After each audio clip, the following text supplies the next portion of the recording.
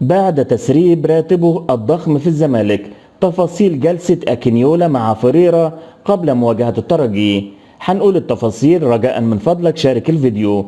حرص البنيني سامسون أكينيولا مهاجم الفريق الأول لكرة القدم بنادي الزمالك على عقد جلسة مع مدير الفني البرتغالي جيسفالدو فيريرا قبل مواجهة الترجي التونسي، ويستعد الفارس الأبيض لخوض مواجهة هامة ضد نظيره مساء الثلاثاء المقبل في دور المجموعات لبطولة دوري أبطال أفريقيا.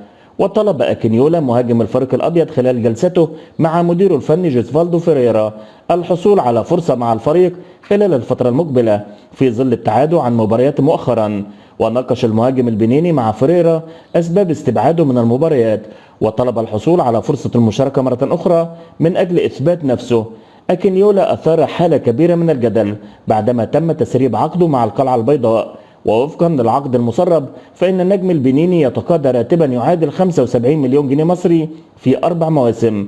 واستبعد سامسون من قائمة الزمالك في مباراة بيراميدز الأخيرة في الدوري التي انتهت بالتعادل السلبي.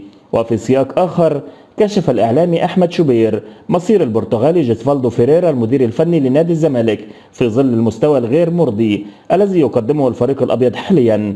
وتحدث شوبير خلال تصريحات إذاعية عبر برنامج مع شوبير، حيث قال: ما يدور في نادي الزمالك في الوقت الحالي هو الحديث عن مواجهة الترجي التونسي وكيفية تحقيق الفوز بأي طريقة.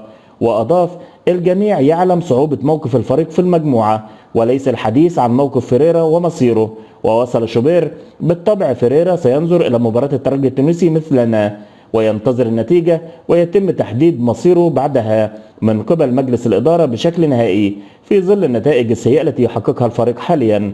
واختتم حديثه: الزمالك لديه العديد من المباريات الصعبة بداية من مواجهة الترجي بعد غدا الثلاثاء، ومن ثم إنبي في بطولة الدوري المصري الممتاز على استاد القاهرة، بعدها يواجه شباب بلوزداد ويختتمها أمام المريخ السوداني في بطولة دوري أبطال أفريقيا.